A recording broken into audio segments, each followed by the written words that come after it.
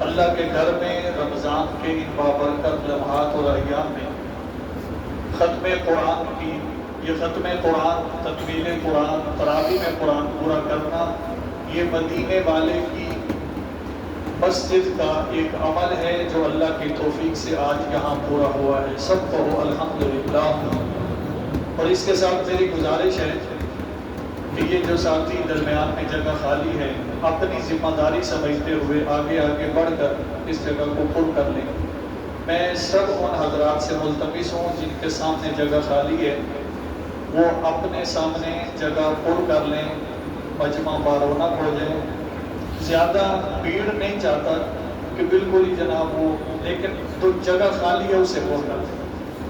اللہ آپ کو جزائے خیر دے۔ ہماری یہ تقریب تکمیل قرآن، میں اس کی نسبت سے ایک بات آپ حضرات کے گوش گزار کرنا چاہتا ہوں اور آپ کی توجہ چاہتا ہوں۔ حضرت امام شافعی رحمۃ اللہ علیہ فرماتے ہیں کہ رمضان کے مہینے میں تاک رات کے اندر ایک بندہ بیت اللہ کے اوپر ہاتھ رکھ کے حجر اسود کو بوسہ دے کر یہ قسم اٹھائے کہ دونوں جہانوں کے اندر اللہ تعالیٰ نے مجھے یہ سب سے بڑی دولت دی ہے کہ مجھے قرآن کا حامل بنایا ہے، امام شافعی فرماتے ہیں کہ وہ اپنی اس قسم کے اندر جھوٹا نہیں ہے بلکہ اس نے سچ کہا تھا۔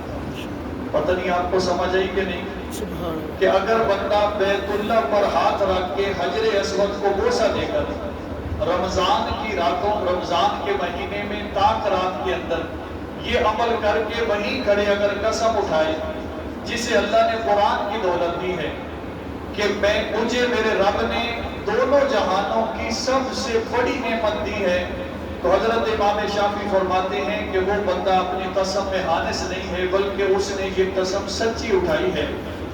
صدقہ ہے مدینے والے کا کہ اللہ نے یہ دولت آج بحیثیت مسلمانوں کے بچوں کو نصیب فرمائی ہے۔